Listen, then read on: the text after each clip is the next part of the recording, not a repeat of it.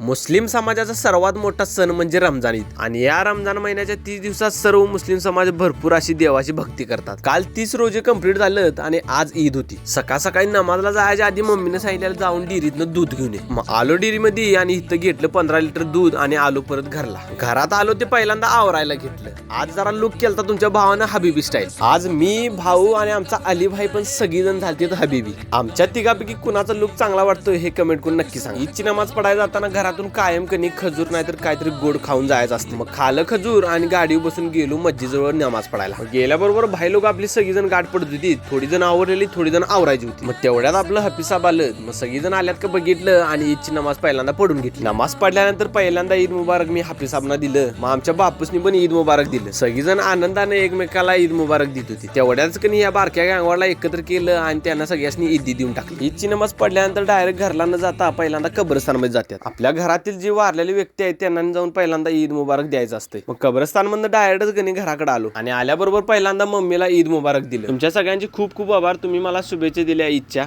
अशीच तुमची कायम साथ माझ्या पाठीमागे राहून दे. तर चला पब्लिक, व्हिडिओ आवडल्यास लाईक करा, शेअर करा, जाता जाता अकाउंटला फॉलो करा.